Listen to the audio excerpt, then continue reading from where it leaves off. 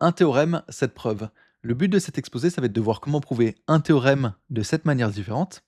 Déjà, d'une part, pour voir que pour un théorème, il n'existe pas une seule et unique preuve, mais de multiples.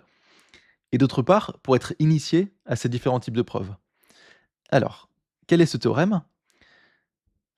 Ce théorème, c'est que pour tout entier naturel n, le nombre n au carré moins n est pair.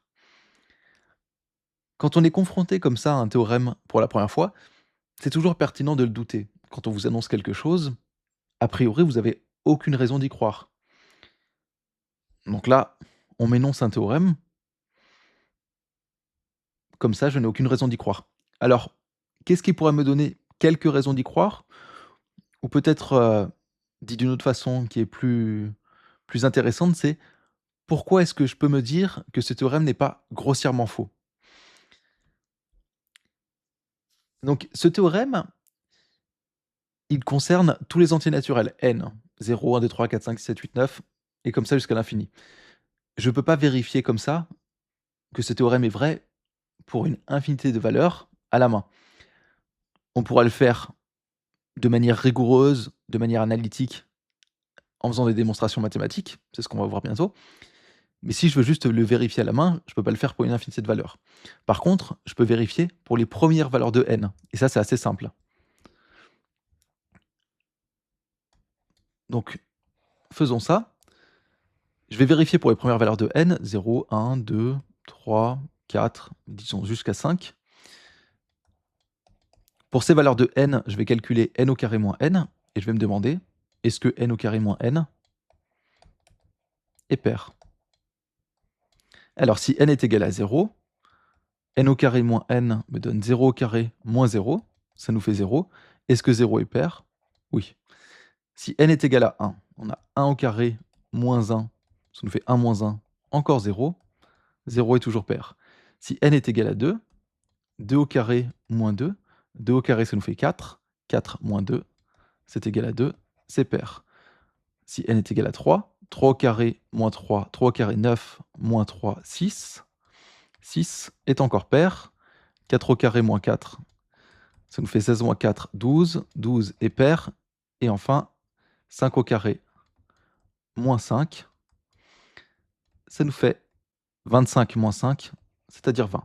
Et 20 est bien pair. Donc, on a vérifié que ce théorème était vrai pour les 6 premières valeurs de n. Donc, on a un petit peu plus de raison d'y croire. On n'a toujours fait aucune preuve. Donc, on n'a aucune certitude. Mais au moins, on peut se dire, ce théorème n'est pas aberrant. Il n'est pas complètement faux. Sinon, on aurait déjà trouvé un contre-exemple. Bon, après, peut-être que le contre-exemple est à n est égal à 6 ou n est égal à 7. Mais justement, tant qu'on n'a pas vérifié une infinité de valeurs de n, on n'a aucune certitude. Alors, essayons d'avoir de la certitude. Pour ça, on va commencer par prouver le théorème par disjonction de cas. En quoi ça consiste? Ça consiste à découper tous les cas possibles et voir que pour chaque cas possible, le théorème est vrai. Si le théorème est vrai pour chaque cas possible, et que tous ces cas possibles représentent l'ensemble des possibles, ça va être concret dans 2 secondes, alors on aura prouvé le théorème dans sa généralité. Ici, on va découper en 2 cas possibles, soit n est pair, soit n est impair. Si on a un entier naturel, on n'a que 2 cas possibles, soit il est pair, soit il est impair. Si on arrive à prouver que le théorème est vrai si n est pair, et si on arrive aussi à prouver que le théorème est vrai si n est impair, alors on aura prouvé le théorème pour tous les cas possibles, c'est-à-dire pour tout entier naturel n. Alors, commençons avec le cas n est pair. Si n est pair, alors n au carré est pair. Donc là, on a une première propriété, on a une première implication qui est énoncée, qui peut être évidente pour certains, qui ne l'est peut-être pas pour d'autres. Je vais la prouver. Et la différence de deux nombres pairs est pair. Deuxième propriété, donc deuxième implication à vérifier. Encore une fois, peut-être qu'elle est évidente pour certains, peut-être qu'elle n'est pas évidente pour d'autres. Donc si n est pair, alors n au carré est pair. Donc là, on sait que 2 entiers sont pairs, n au carré et n par hypothèse. On a fait hypothèse que n était pair. Et la différence de deux nombres pairs est pair.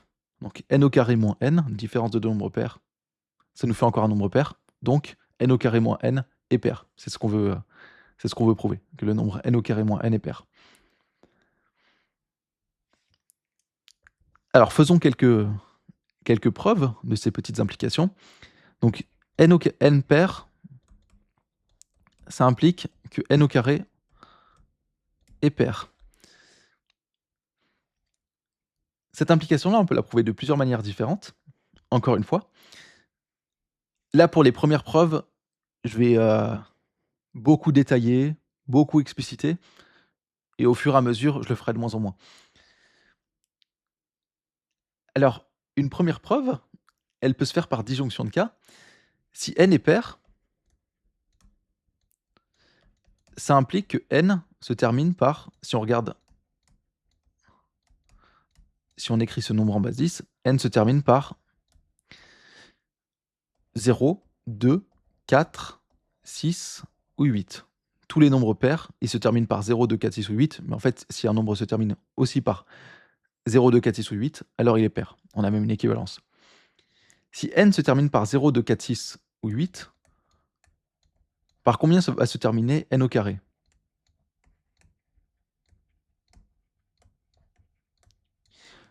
Quand on va multiplier n par n, pour calculer n au carré, en fait, on va multiplier le dernier chiffre par le dernier chiffre.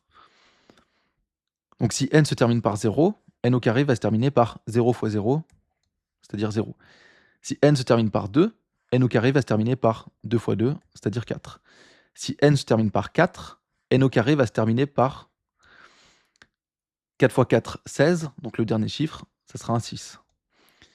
Si n se termine par un 6, n au carré va se terminer par 6 fois 6, 36, le dernier chiffre, encore un 6. Et enfin, 8 au carré, 64, donc si n se termine par 8, n au carré va se terminer par un 4. Donc au final, on n'a que 3 possibilités pour n carré. Si n est pair, n se termine par 0, 2, 4, 6 ou 8. Donc n au carré va se terminer par 0, 4 ou 6. Mais si un nombre se termine par 0, 4 ou 6, 0, 4 ou 6, alors il est pair. Donc n au carré est pair. Donc ça, c'est une petite preuve par disjonction de cas. Donc on a une petite mise en abîme. Mais c'est pas ma preuve préférée. Ma preuve préférée, c'est la preuve directe. Alors quelle est cette preuve directe? Dire qu'un entier n est pair, ça veut dire qu'on peut écrire cet entier n comme 2 fois un autre entier. Donc ça veut dire qu'on peut écrire n sous la forme de 2 fois, disons k, avec k en entier.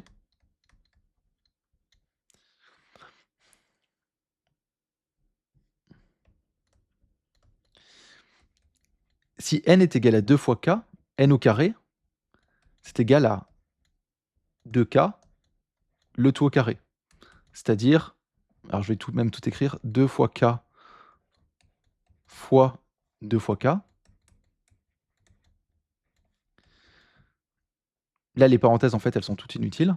2 fois k fois 2 fois k, c'est égal à la multiplication est commutative. Autrement dit, je peux faire toutes ces multiplications dans l'ordre que je veux. 2 fois 2 fois k fois k.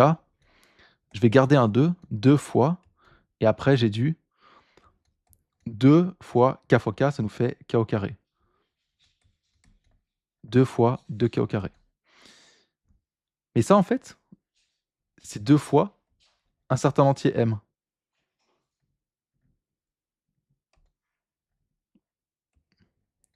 Cet entier m, c'est 2k au carré.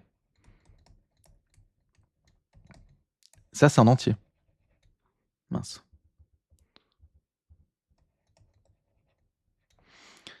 C'est un entier naturel, puisque k est un entier naturel. Donc j'ai réussi à écrire n au carré sous la forme de 2 fois un entier. Donc qu'est-ce que ça veut dire? Ça veut dire que n au carré est pair.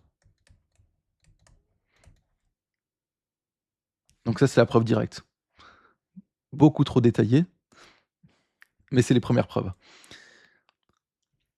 Donc n pair, ça implique que n au carré est pair, et prouvons de la même façon que la différence de deux nombres pairs est paire. Donc ici, j'ai beaucoup détaillé les calculs. Là, je vais essayer de détailler un petit peu plus la rédaction. Donc si j'ai deux entiers a et b qui sont pairs, ça implique que on peut écrire a sous la forme de 2 fois un entier, b sous la forme de 2 fois un entier. Pas forcément le même, puisque sinon ces deux entiers sur a et b seraient égaux. Donc ça veut dire que... Alors, écrit de manière condensée, on pourrait écrire il existe A1, B1, entier naturel, tel que A est égal à 2 fois A1 et B est égal à 2 fois B1.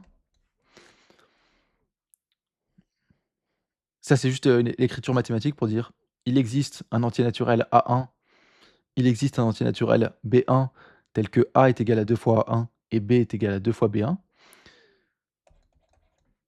Donc si on fait la différence, A moins B, c'est égal à, je vais juste remplacer A par 2 fois A1 et B par 2 fois B1, 2A1 moins 2B1.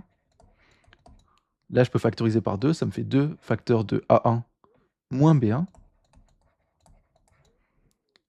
Et là, qu'est-ce que j'ai écrit? J'ai écrit A moins B sous la forme de 2 fois un entier. Bon, je suis plus dans la même preuve, donc je peux encore l'appeler M. Donc ici, M, c'est égal à A1 moins B1. Alors là, la petite subtilité, c'est que j'ai pris A1 et B1, deux entiers naturels. Donc A1 moins B1, il peut être négatif, si B1 est plus grand que A1. Mais en fait, dans notre cas, comme c'est n au carré moins n au carré est toujours supérieur ou égal à n. Ça, c'est pas important pour notre preuve de n au carré moins n. Mais donc là, m, en toute rigueur, c'est un entier relatif, en toute généralité. Mais donc, a moins b est un entier naturel. Donc ça implique que a moins b, qu'est-ce que je dis, est un nombre pair. Non, justement, a moins b, ça peut être, il peut être négatif. Donc a moins b est pair. Il peut être négatif, mais dans tous les cas, il sera pair. Et nous, ce qui nous intéresse, c'est pour n au carré moins n au carré moins n, si n est pair, et donc on a vu que ça impliquait que n au carré était pair, n au carré pair, n pair, donc la différence est paire.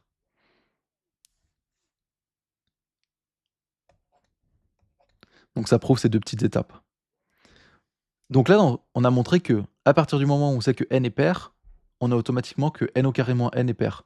Maintenant, il ne nous reste plus qu'à faire le cas pour n impair et prouver qu'on a aussi automatiquement que n au carré moins n est pair.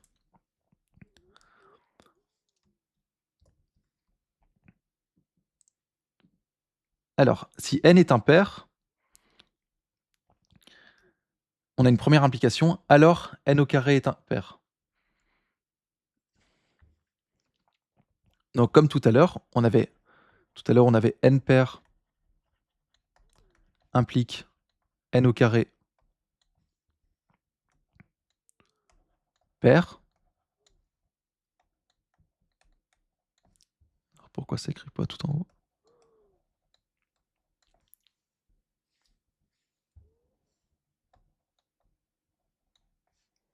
Bon, c'est un i ça. Nous, ce qu'on veut montrer maintenant, c'est que n impair implique n au carré impair. Alors, on peut le refaire par disjonction de cas. N impair, ça implique que n se termine par...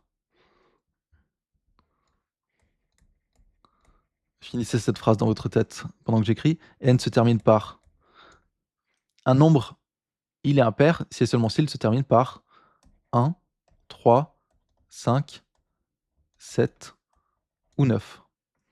Et si un nombre se termine par 1, 3, 5, 7 ou 9, n au carré se termine par...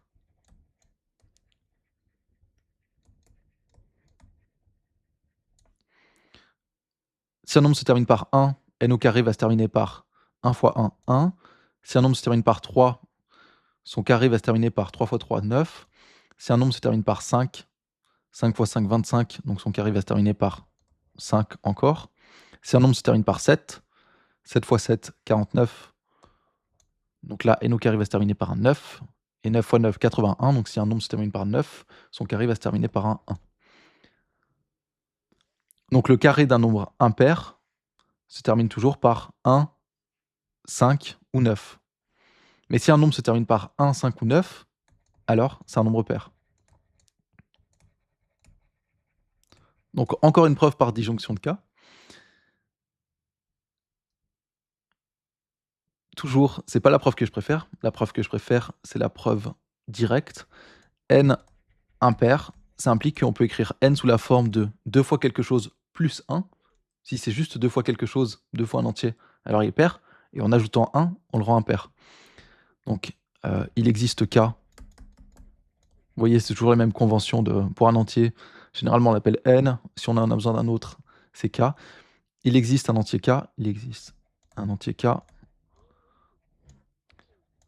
Donc là, je fais en langage... j'ai écrit en français. Vous voyez que c'est beaucoup plus rapide d'écrire en langage mathématique. Tel que... Il faut que j'écrive le tel que n est égal à 2k plus 1. Écrit mathématiquement, en fait, ce serait juste, il existe k. Alors là, j'ai juste dit entier. Il faudrait peut-être que je dise entier naturel.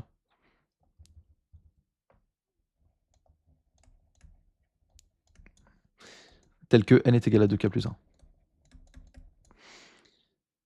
Mais si n est égal à 2k plus 1, n au carré, ça va être égal à 2k plus 1, le tout au carré. C'est-à-dire 2k plus 1, par définition, mètre au carré, c'est multiplié par... Mettre 2k plus 1 au carré, c'est multiplier 2k plus 1 par 2k plus 1. Là, il faut juste développer. 2k fois 2k, 2 fois 2, 4, k fois k, k au carré, 4, k au carré, 2k fois 1, plus 2k, plus 1 fois 2k, plus encore 2k, plus 1 fois 1, plus 1. Donc ça me fait 4k au carré, plus 2k plus 2k, c'est-à-dire plus 4k, plus 1. Moi, ce que j'ai envie de montrer, c'est que n impair, ça implique que n au carré est impair. Donc, pour montrer qu'un nombre est impair, il faut que je l'écrive comme 2 fois quelque chose plus 1. Donc là, je vais écrire 2 fois quelque chose, et je l'ai déjà mon plus 1. Alors, que va être mon quelque chose? 2 fois combien est égal à 4k carré? Bah 4, c'est 2 fois 2. Donc là, j'ai juste à prendre un facteur 2, et après, il va me rester 2k au carré. Et là, pareil, je prends un facteur 2, et il me reste quoi? 2k. Donc là, si j'appelle, alors j'ai fait que d'appeler M, on va l'appeler A, grand A. Si ça, je l'appelle grand A c'est un entier.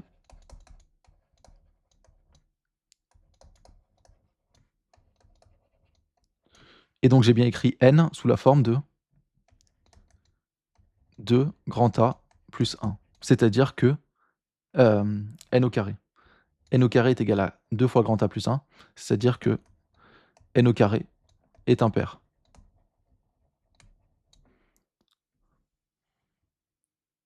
Donc j'ai prouvé que N impair, ça implique que N au carré est impair. Et la différence de deux nombres impairs et pairs. Donc cette fois, c'est quoi mes deux nombres impairs?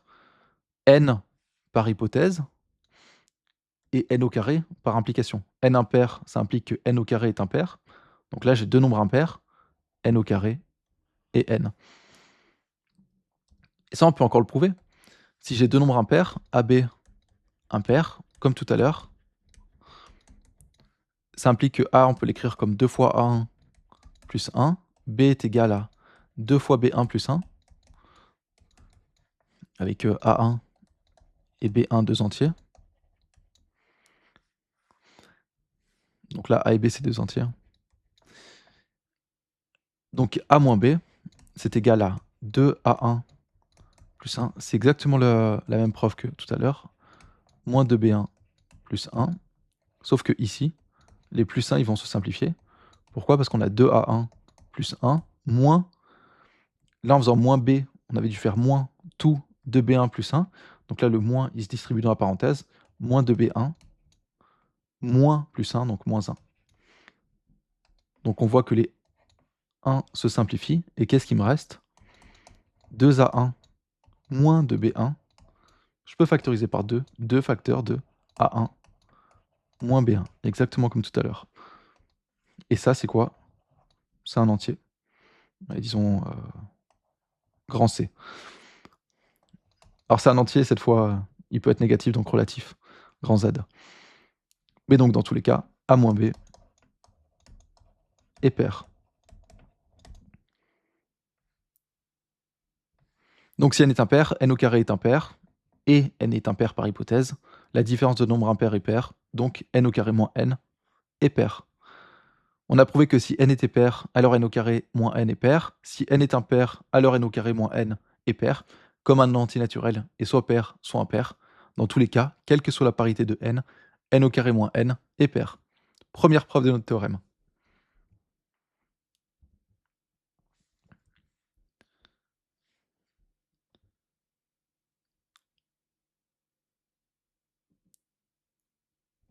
Alors, une preuve qui va être plus courte, preuve directe avec de l'algèbre élémentaire, donc qui va ressembler au type de preuve que j'ai déjà fait. Donc là, c'était donc tous les a moins b, ça va être exactement ce type de preuve-là. Alors, quelle est cette preuve? N au carré moins n, on peut factoriser l'expression. N au carré moins n, ça nous fait n fois n moins 1. Si vous avez n au carré moins n, c'est n au carré, c'est n fois n moins n. Donc là, vous voyez que vous pouvez factoriser par n. Vous prenez par exemple ce facteur n, ce facteur n. N, en fait, c'est n fois 1. Donc ça vous fait n facteur de n moins 1.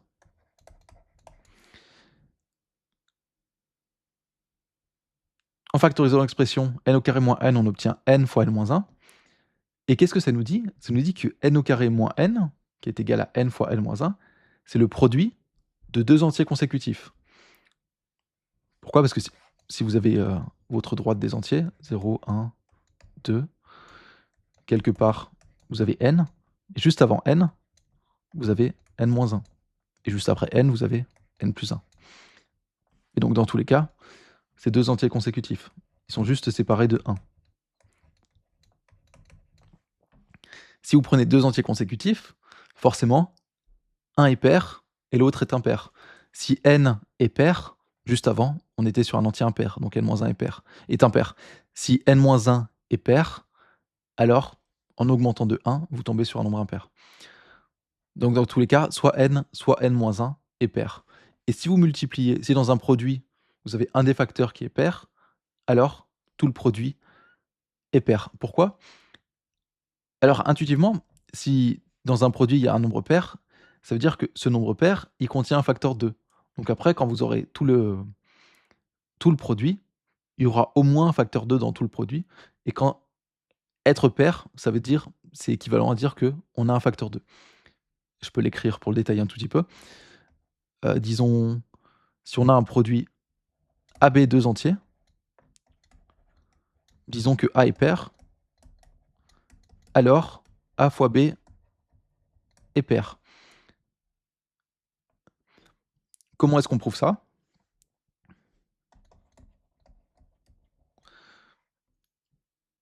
Dire que A est pair, donc ça c'est ce qu'on veut prouver. Dire que A est pair, ça veut dire que A est égal à 2 fois K, toujours même type de preuve. A est égal à 2 fois K, donc A fois B, K appartenant à N. Donc A fois B, ça va être égal à 2 fois K, 2K fois B. Et donc c'est égal à 2 fois, on était à grand C la dernière fois, et disons grand D. 2 fois grand D avec D en entier. Donc on a écrit A fois B comme 2 fois quelque chose, c'est-à-dire comme un nombre pair. Donc A fois B est pair. N au carré moins n est le produit de deux entiers consécutifs, forcément l'un de ces deux entiers est pair, donc le produit est pair. Et voilà la preuve directe, avec juste un petit peu d'algèbre élémentaire, donc qui consistait juste à une factorisation et une propriété qui est évidente, même deux propriétés qui sont évidentes. Parmi deux entiers consécutifs, forcément l'un d'eux est pair, et quand vous avez un produit avec un facteur qui est pair, forcément le produit sera pair. Donc on a fait la deuxième preuve. Alors troisième preuve, par récurrence. Alors par récurrence, cette preuve peut être, complexe, disons.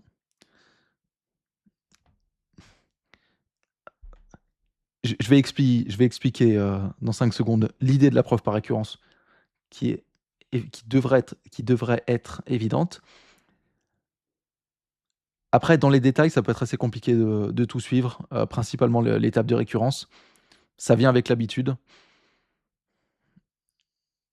Je peux pas dire grand chose de plus, c'est forcément au début, on c'est difficile de comprendre, l'étape de récurrence. Donc je vais rentrer dans les détails, tout de suite. Alors, déjà l'idée de la preuve par récurrence, je rentrerai plus en détail dans un autre exposé. L'idée intuitive est très intuitive. Ça consiste à dire ça consiste à prouver, qu'une propriété est vraie pour les entiers naturels. Pour ce faire, on va prouver qu'elle est vraie en général à l'étape au rang 0 pour l'entier naturel 0. On peut le faire, plus loin. Si on veut montrer qu'une propriété est vraie pour, tout entier supérieur ou égal à 5, on la prouve pour n est égal à 5 et après on fait la récurrence. La récurrence, c'est quoi? C'est supposer que la propriété est vraie à un certain rang n et de prouver que ça implique automatiquement que cette propriété est vraie au rang n+1. Dit comme ça fait peut-être pas beaucoup de sens. Si vous avez une échelle avec une infinité de barreaux, donc qui représentent les entiers naturels.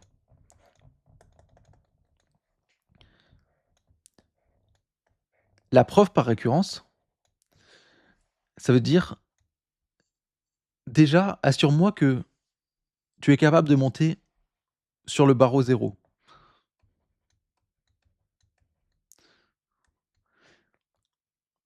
Si tu es capable de monter sur le barreau 0, si tu es capable de monter sur l'échelle, maintenant il faut une deuxième condition pour pouvoir monter tous les barreaux, c'est que si je te mets sur n'importe quel barreau, si je te mets sur le barreau n, alors tu as la capacité de monter au barreau n+1. Alors je sais pas pourquoi quand je suis tout en haut.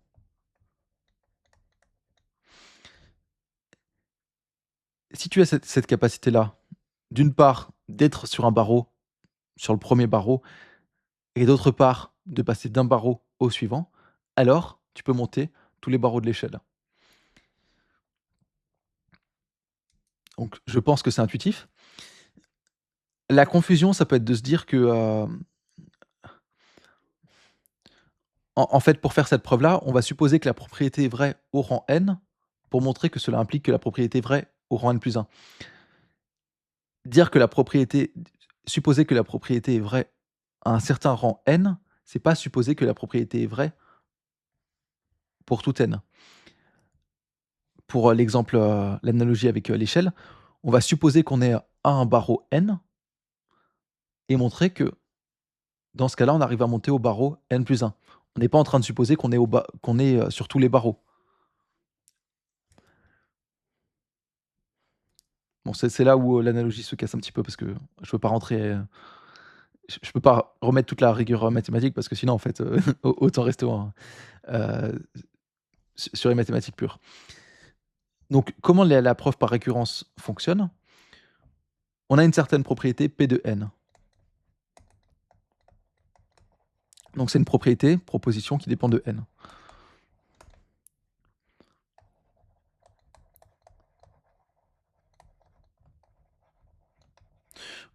Alors bon ça dépend, des personnes. Certaines personnes font la différence entre propriété et proposition. Bon personnellement, moi je m'adapte, au concept au contexte. Disons, ici que propriété, c'est quelque chose qui est prouvé, donc qui est vrai et proposition, c'est quelque chose qui n'est pas encore prouvé. Alors pourquoi il me donc on va peut-être plutôt dire proposition, mais encore une fois, c'est qu'une histoire de contexte. Hem, donc proposition qui dépend de n. Donc qu'on a envie de prouver que cette proposition est vraie pour tout n, mais donc ça passera au rang de propriété. C'est c'est arbitraire, hein, il y a pas de Je vous dis, vous pouvez rencontrer dans la littérature proposition et propriété pour dire les deux choses. Dans ce cas-là, on va dire proposition, c'est une proposition, c'est une phrase dont on a envie de prouver la validité. Et une fois qu'on aura prouvé la validité, on l'appellera propriété. Alors, donc ce P de n ici, c'est juste n au carré moins n est pair. Donc cette proposition, elle dépend de l'entier naturel n. Et à partir de l'entier naturel n, elle construit n au carré moins n, et elle se demande si ce nouveau entier, qui est n au carré moins n, est pair. La preuve par récurrence, ça va être de dire, est-ce que P de 0 est vrai? Et est-ce que si je suis à un n quelconque, pour lequel je sais que pour lequel P de n est vrai, alors P de n plus 1 est vrai. Donc là, vous voyez que je ne fais pas l'hypothèse que P de n est vrai pour tout n, je fais juste l'hypothèse que P de n est vrai pour un n quelconque. Et ça impliquera automatiquement que P de n plus 1 est vrai. Donc ça, c'est juste ces deux étapes-là, la récurrence, que je dois montrer. Je peux montrer que je peux aller sur le premier barreau, et je peux montrer que si je suis sur un barreau quelconque, j'ai la capacité de monter au barreau suivant. J'espère que c'est assez clair. Encore une fois, je reviendrai plus en détail dans un autre exposé. Donc ici, est-ce que P de 0 est vrai? Donc P de 0, ça consiste à se demander, est-ce que 0 au carré moins 0 est pair? 0 en fait, on l'avait déjà vérifié au tout début. 0 au carré moins 0, ça nous fait 0. 0 est pair. Donc P de 0 est vrai. Et maintenant, j'ai envie de montrer que pour n fixé, quelconque, arbitraire,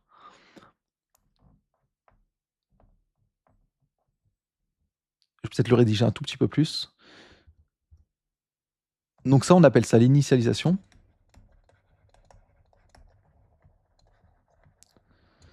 Et après, l'étape de récurrence,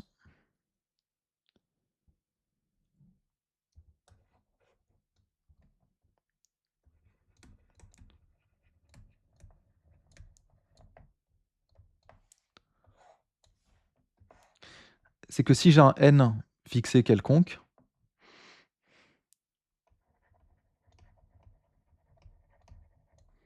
donc n c'est bien antinaturel,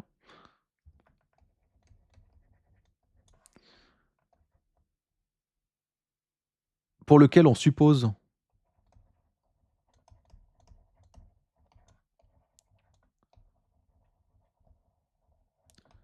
que P de n, donc notre proposition au rang n, pour l'antinaturel n, est vraie, alors P de n plus 1, la proposition au rang n plus 1 est vraie. Donc ça, c'est l'étape de récurrence. Je vais faire de la place. Donc on suppose P de n vrai pour un certain entier n, et on veut montrer que P de n plus 1 est vrai. P de n plus 1, ça consiste à dire que n plus 1 au carré moins n plus 1 est pair. Pourquoi? Parce que P de n, c'est n au carré moins n pair. Donc là, imaginons vous avez P de étoile. P de étoile, c'est étoile au carré moins étoile est pair. Donc vous voyez, quand étoile vaut n, on a n au carré moins n pair. Donc là, étoile, c'est n plus 1. Donc je remplace étoile par n plus 1. N plus 1 au carré moins étoile moins n plus 1. Donc il faut bien que je mette des parenthèses, c'est moins tout étoile moins n plus 1 est pair. Donc je sais ça par hypothèse, et il faut que je prouve ça. N plus 1 au carré moins n plus 1, je peux le calculer. Ça me fait, alors je vais juste réécrire là, n plus 1 au carré moins n plus 1. C'est égal à n plus 1 le tout au carré alors c'est une entité remarquable, je vais le développer rapidement. N au carré plus 2n plus 1, moins n plus 1, donc moins n moins 1. Les 1 se simplifient. Et donc il me reste n au carré plus 2n moins n. Alors, vous allez voir, je vais l'écrire comme n au carré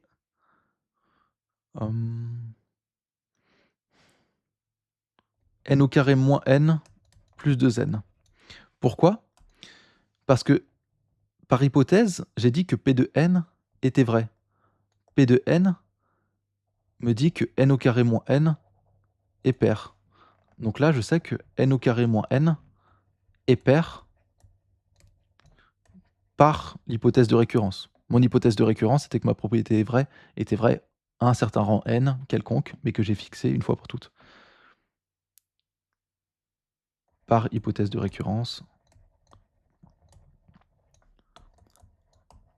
Lorsque vous faites une preuve par récurrence, à un certain moment, il faudra utiliser l'hypothèse de récurrence, l'hypothèse que votre propriété est vraie au rang n. Sinon, vous ne faites pas une preuve par récurrence. Et 2n, bah, ça c'est pair par construction. 2 fois un entier, c'est pair. Donc vous ajoutez un nombre pair à un autre nombre pair. Donc comme tout à l'heure, la différence de deux nombres pairs est pair. Avec un signe plus, ça change rien. Si A est égal à 2A1, B est égal à 2B1, A1 plus A plus B, ça nous fait 2A1 plus 2B1, 2 fois A1 plus B1, ça nous fait encore un nombre pair. Vous pouvez l'écrire si vous n'êtes pas convaincu ou si vous avez envie de vous entraîner à rédiger des preuves. Donc, somme de deux nombres pairs, donc n plus 1 au carré moins n plus 1 est pair, donc P de n plus 1, la proposition au rang n plus 1 est vraie.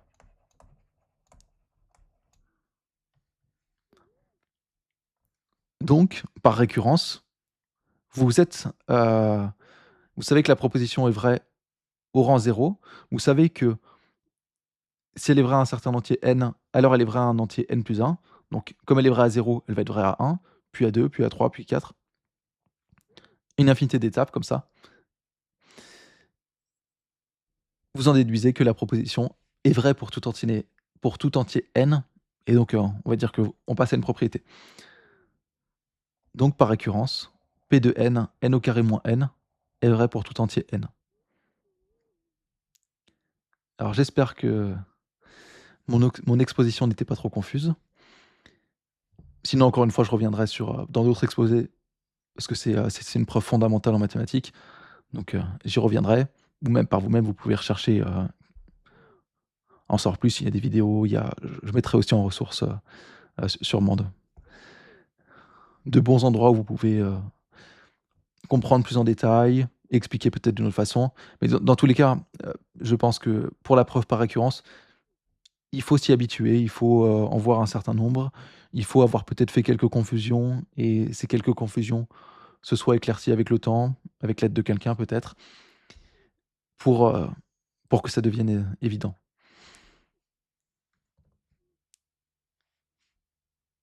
Donc c'était la preuve par récurrence. Preuve par figure géométrique. Donc celle-là, j'espère que ça va être plus simple. Alors, n au carré moins n, ça correspond à un carré de n cases par n cases, n fois n au carré, auquel on retire les n cases de la diagonale.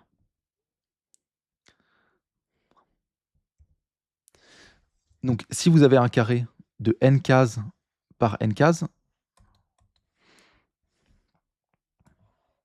alors pourquoi je suis donc là vous avez n cases, donc en tout, vous avez n au carré cases.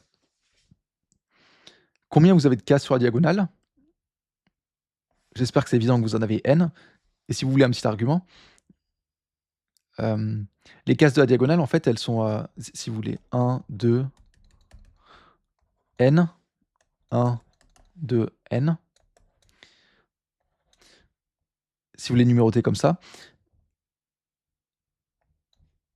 cette case a pour coordonnées 1, 1, celle-là a pour coordonnées 2, 2, 3, 3, et donc de manière générale, alors ça va aller jusqu'à n, n, et donc de manière générale, si on va, disons un indice j, ça va être j, j.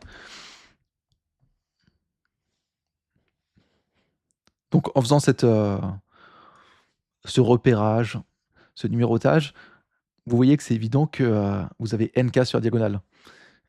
Une case, au rang 1, 1, une autre case au rang 2, 2, une case sur la première ligne pour la diagonale, une case sur la deuxième ligne, une case sur la troisième ligne, mais en fait, je pourrais aussi dire une case sur la première colonne, une case sur la deuxième colonne, une case sur la troisième colonne. Bref, j'espère que j'enfonce, vraiment une porte ouverte.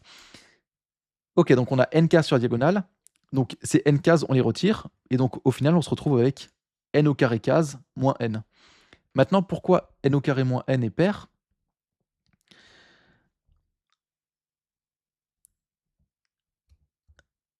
Alors, voilà. Parce qu'on peut faire, une association, disons, un appareillement. Cette case-là, je vais la relier à cette case-là. Donc une case en dessous de la diagonale, je vais la relier de manière unique à une case au-dessus de la diagonale. Cette case-là, je vais la relier à cette case-là. Cette case-là, je la relie à cette case-là. Cette case-là, à cette case-là. Donc vous voyez en fait que je fais ça de manière symétrique. La diagonale, elle m'offre un axe de symétrie. Et avec cet axe de symétrie, je fais une association de manière unique de chaque case en dessous de la diagonale à une unique case au-dessus de la diagonale. C'est-à-dire que, en faisant cette association, je groupe mes cases qu'il me reste par paire. Donc là, ça me fait une paire. Là, j'avais une autre paire, j'en ai une autre, une autre, une autre. Mais si j'arrive à associer toutes mes cases, donc mes n au carré moins n cases, si j'arrive à les regrouper par paire, c'est-à-dire qu'à la fin, j'ai tant de paires et il ne m'en restera aucune. Si j'arrive à découper, à regrouper toutes mes cases, je dis quelque chose qui est évident, c'est pour ça que j'ai autant de mal. Si j'arrive à regrouper, oula, j'ai un ensemble de cases. Ces cases, j'arrive à les grouper par paire. Disons, vous avez un ensemble d'individus. Si vous arrivez à prendre ces individus et à les mettre 2 par 2 sans qu'il ne reste une seule personne de côté, c'est que vous avez un nombre pair d'individus. Donc c'est exactement ce que je suis en train de faire avec mes cases.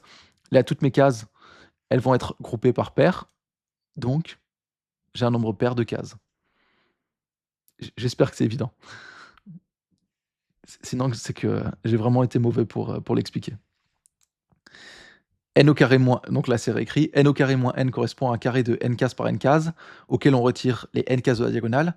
Comme la figure est symétrique par rapport à la diagonale, on peut associer de manière unique chaque carré en dessous de la diagonale à un carré au-dessus de la diagonale, c'est-à-dire on peut regrouper les carrés par paire. Donc n au carré moins n est pair. C'était la preuve par figure géométrique. Alors, on passe maintenant à la preuve par combinatoire. La preuve par combinatoire, ça va consister à calculer ce qu'on appelle un coefficient binomial. Ici, c'est 2 parmi n. 2 parmi n. Alors, qu'est-ce que c'est que 2 parmi n?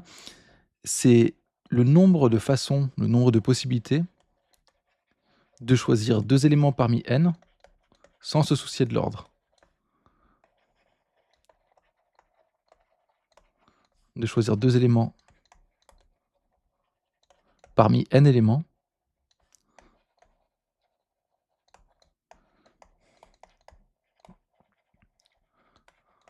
sans se soucier de l'ordre. Donc sans dire, il y en a un premier, il y en a un deuxième.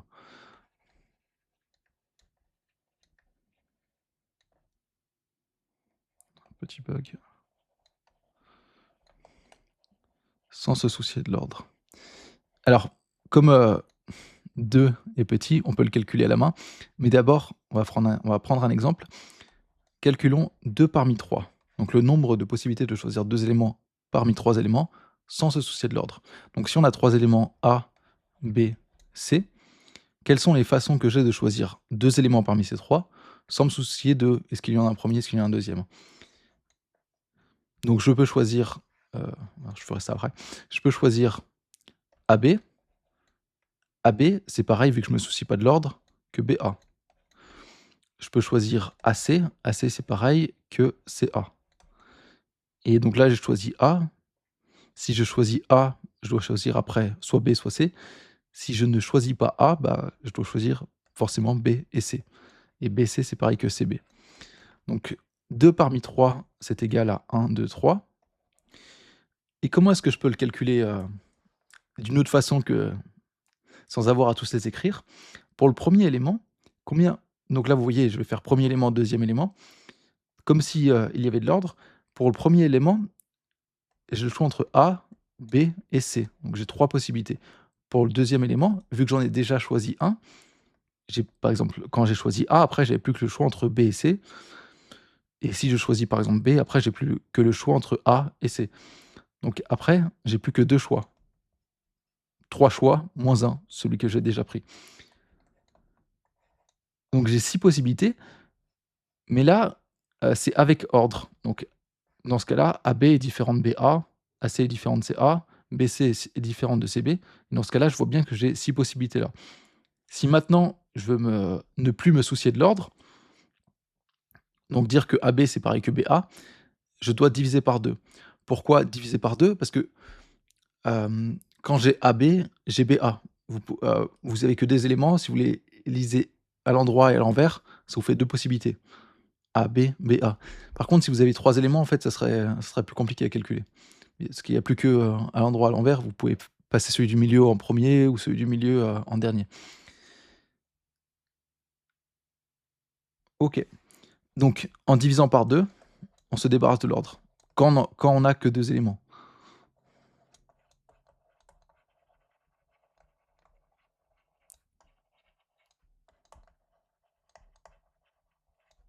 Quand on n'a que 2 éléments. Quand on fait que 2 choix. 2 éléments à choisir. Donc, 2 parmi n, à combien est-ce que c'est égal? En fait, c'est pareil. Je vais l'écrire, disons là. 2 parmi n, donc je dois choisir 2 éléments. Pour le premier élément, donc là encore une fois, je fais comme s'il y avait de l'ordre et après je me débarrasserai de l'ordre. Pour le premier élément, j'ai combien de choix? Bah, j'en ai n choix. Et après pour le deuxième élément, j'ai combien de possibilités? Bah, tous, sauf celui que j'ai déjà choisi, donc n-1. Donc j'ai n fois n-1, ça c'est avec ordre, avec un premier élément et un deuxième, et donc sans ordre. J'aurais dû le faire, peut-être continuer en vert, ou au moins dans une autre couleur. Et donc sans ordre, j'en ai n fois n-1 divisé par 2. Donc si on récapitule, 2 parmi n, ça correspond à un nombre de possibilités.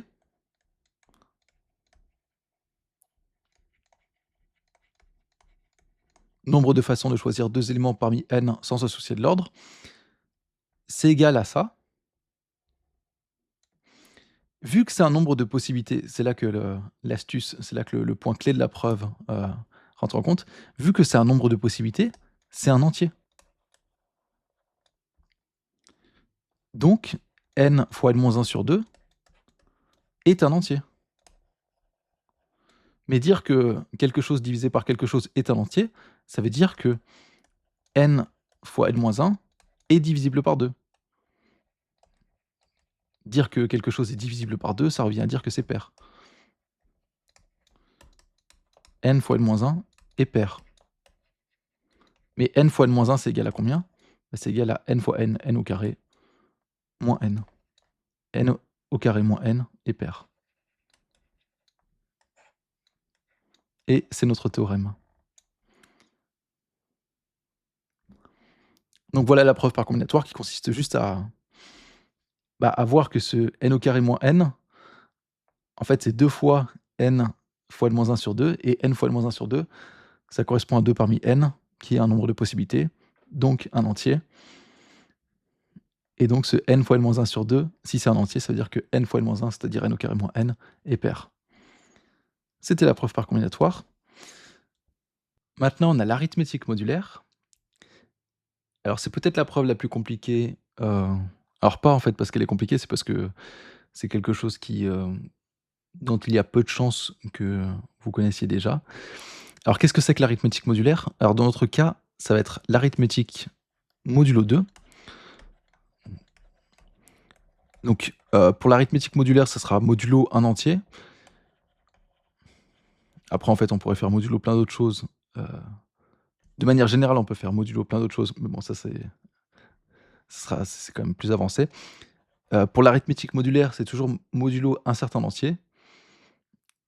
Alors, entier supérieur ou égal à 2 en fait. Et donc en quoi ça consiste, faire de l'arithmétique modulo 2? Déjà, qu'est-ce que ça veut dire ce modulo? Quand vous avez, un un nombre, allez disons 15. 15, vous pouvez faire sa division euclidienne par 2. 15, c'est 7 fois 2 plus 1. Vous avez un reste de 1. Disons 12. 12, c'est 6 fois 2 ou 2 fois 6 plus 0. Donc le reste, lorsque vous faites une division euclidienne par 2, c'est soit 0, soit 1. Ça peut pas être plus parce que sinon vous avez juste à rajouter, un facteur 2.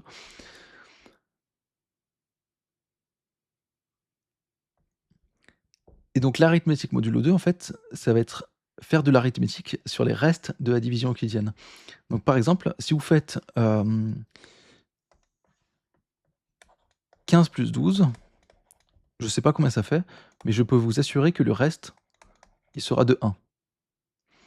Si vous avez, même en fait 15 fois 12, là je sais encore moins combien ça fait directement, mais je peux vous assurer que le reste, il sera de 1. Alors, dit comme ça peut paraître magique. En fait, c'est des choses qu'on a déjà prouvées par exemple par la disjonction de cas. Dire ça en fait, dire que le reste, il est 1, il est de 1 ici en fait, ça veut juste dire que la somme d'un nombre impair et d'un nombre pair est un nombre impair.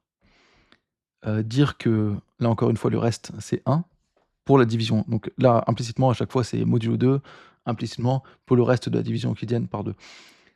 Dire que le reste c'est 1 pour la division euclidienne de 15 fois 12 par 2, ça veut dire que multiplier, enfin et que je l'énonce de manière générale comme ça veut dire qu'un nombre impair fois un nombre pair nous donne un nombre impair.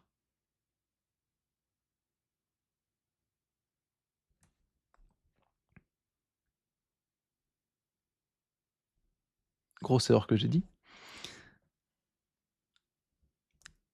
Un nombre impair fois un nombre pair, on l'a prouvé en plus, pour la preuve par disjonction de cas, ça nous fait un nombre pair. Donc là, erreur. Là, c'est 0. Alors on va voir dans un instant pourquoi c'est 0 et pourquoi c'est pas 1, de manière, complètement évidente. Comme je l'ai dit en fait, on peut faire de l'arithmétique modulo 2, donc ça revient à faire de l'arithmétique avec les restes. Là en fait pour trouver ce reste-là, j'ai fait ce 1 plus ce 0. Pour ce que j'ai énoncé comme 1 mais en fait qui est 0, en fait c'est 1 fois 0. C'est pour ça que ça me fait bien 0. Et donc bien sûr j'avais fait l'addition, dans ma tête au lieu de faire la multiplication. Et là en fait on a une multiplication, c'est pas une addition. Et là on a une addition. Donc vous pouvez, on peut refaire quelques exemples. Par exemple, disons 3 c'est égal à 2 fois 1 plus 1, 8, c'est égal à 2 fois 4, plus 0.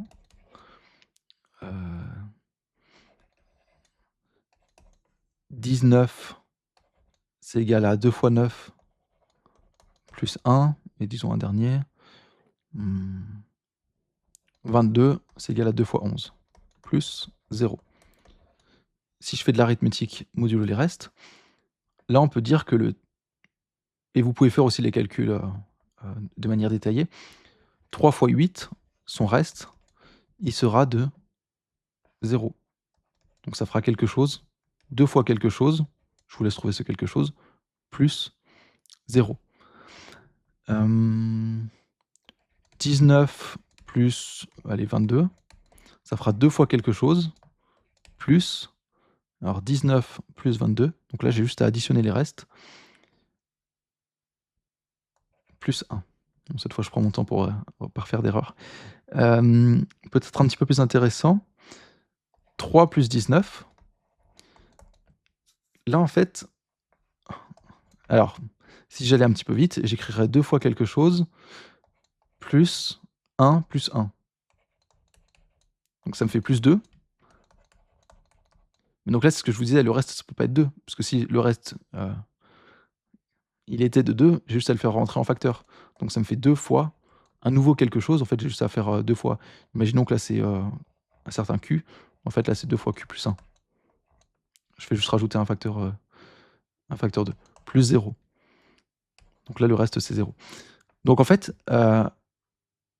quelle est la règle quand je fais de l'arithmétique sur les restes, l'arithmétique modulo 2, sur les restes, puisque c'est de la division qui viennent par rapport à 2, et ben en fait, c'est que je peux ajouter, je peux multiplier, mais à chaque fois que ça dépasse 2, en fait, je peux retrancher 2 autant de fois que je veux. Une autre façon de le voir, c'est qu'en fait, 0 modulo 2, 0 c'est égal à 2, c'est égal à 4, c'est égal à 6, c'est égal à 8, c'est égal à tous les nombres pairs. Et 1, c'est égal à 3, c'est égal à 5, c'est égal à 7, c'est égal à 9, c'est égal à tous les nombres impairs. Donc ça, c'est modulo 2. Alors dès que j'écris un petit peu trop haut, modulo 2. Alors, en fait, ça peut toujours porter à confusion, ces égalités. Donc ce qu'on écrit, c'est, 0 est congru à 2, qui est congru à 4, qui est congru à et cetera. 6 modulo 2. Alors on l'écrit soit comme ça, soit, entre parenthèses modulo 2.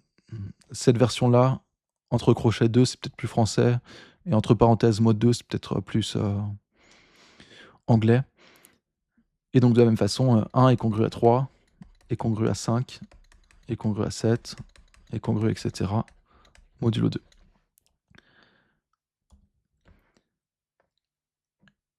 Et donc maintenant que vous avez les clés pour comprendre, donc là en fait on va faire une disjonction de cas. Si vous avez un entier n, soit il est congru à 0 modulo 2, soit il est congru à 1 modulo 2. Soit son reste pour la division qui vient par 2, c'est 0, soit c'est 1. Si n est congru à 0 modulo 2, alors vu que je peux faire de l'arithmétique sur le reste, n au carré, ça va être congru à... Donc n au carré c'est n fois n, ça va être congru à 0 fois 0 modulo 2. C'est-à-dire n au carré est congru à 0 modulo 2. Donc n au carré moins n, je peux encore faire de l'arithmétique avec les restes, l'arithmétique modulo, ça va être congru à 0 moins 0. Donc n au carré moins n est congru à 0 modulo 2.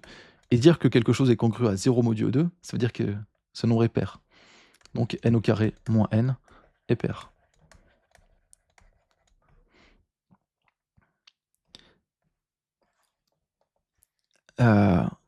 Pareil avec si n est congru à 1 modulo 2.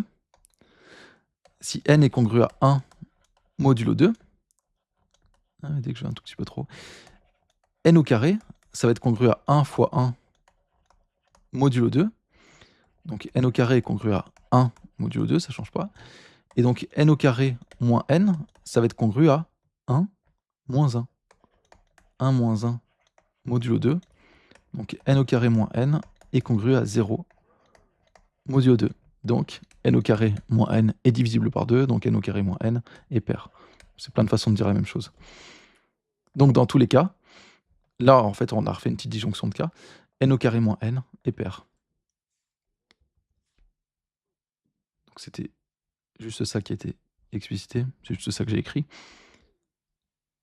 Si n est congru à 0 modulo 2, alors n au carré est congru à 0 modulo 2, donc n au carré moins n est congru à 0 moins 0, c'est congru à 0 modulo 2, donc n au carré moins n est pair.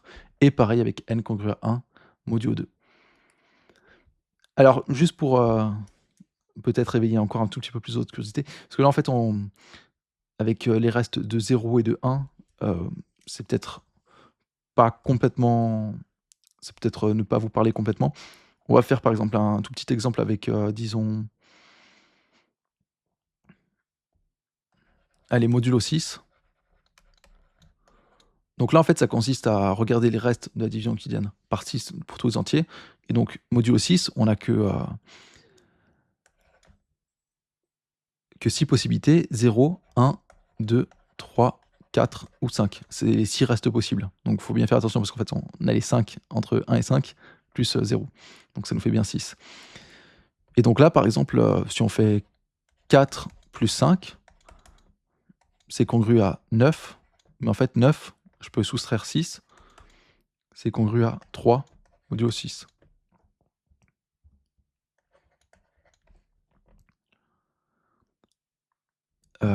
Disons maintenant 4 fois 5. 4 fois 5, ça nous fait 20. 20, je peux soustraire des 6. Alors je peux en soustraire combien? Si j'en soustrais 1, je vais encore être au-dessus. 2, ça va faire 12. Je peux encore en soustraire un autre. 3, ça va soustraire 18. Donc ça va être congru à 2 modulo 6. Et là, en fait, vous voyez, par exemple, 2 fois 3, ça va être congru à 6, c'est-à-dire 0 modulo 6. Donc là, vous avez le produit de deux nombres non nuls qui est nul. Ça, c'est différent de 0. Ça, c'est différent de 0. Et vous avez un produit qui est nul. Donc ça vous dit quelque chose sur l'arithmétique modulo 6, alors qui sera après, quand on rentre dans les détails, on le note z sur 6z, ça a une structure d'anneau, mais ça n'a pas une structure de corps, puisque vous avez le produit de deux nombres non nuls qui est nul. Chose qui n'arrive pas dans z sur 2z, dans z sur 3z, donc arithmétique modulo 2, arithmétique modulo 3, arithmétique aussi modulo 5, puisque tout cela sont des corps.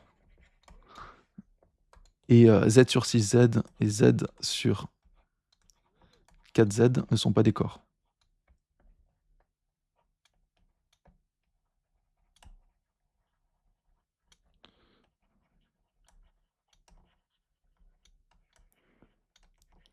Puisqu'ici, 2 fois 3, c'est égal à 0. Bon, comme je l'ai dit, c'est congru à 0 modulo 6.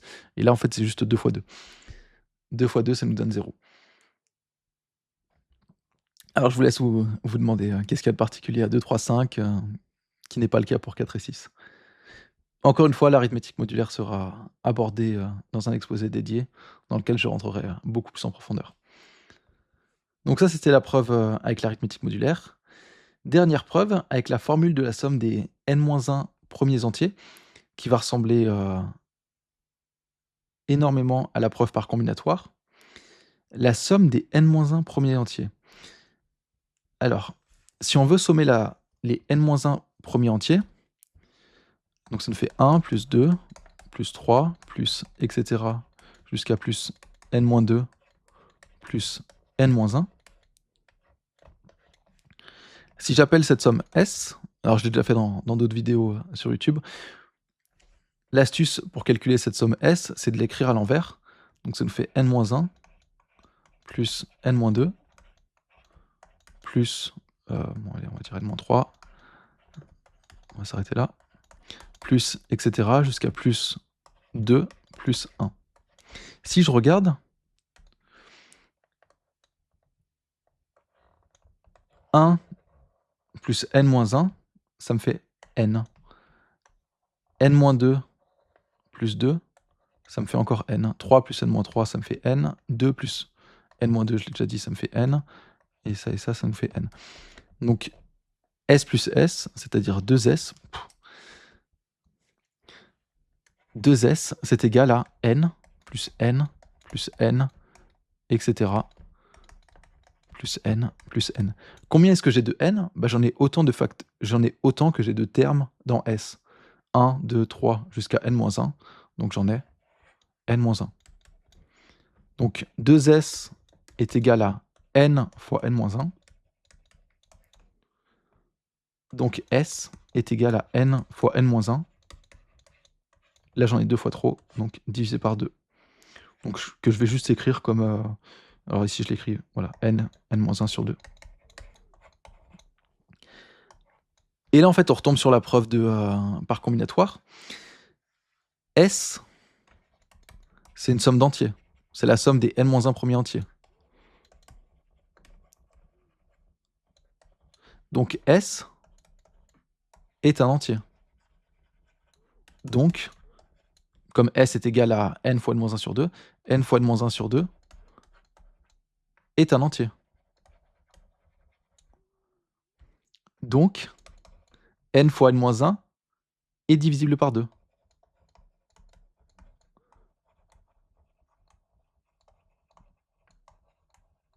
Bon, ça revient à dire que n fois n-1 est pair, et n fois n-1, on a déjà dit, c'est n fois n, n au carré, moins n. N au carré moins n est pair. Bon, vous avez encore une fois ici l'enchaînement des idées. Et donc, c'est toujours la même idée, encore une fois, que la preuve par combinatoire. C'est juste qu'on a exprimé, nous, ce qui nous intéresse, c'est de montrer que n au carré moins n est pair. N au carré moins n, c'est n fois n-1. Si on le divise par 2, n fois n-1 sur 2, dire que n fois n-1 est pair, ça revient à dire que c'est divisible par 2. Donc ça revient à dire que n fois n-1 sur 2 est un entier. Et n fois n-1 sur 2, c'est la somme des n-1 premiers entiers. Et la somme des n-1 premiers entiers est un entier. Voilà l'enchaînement des idées.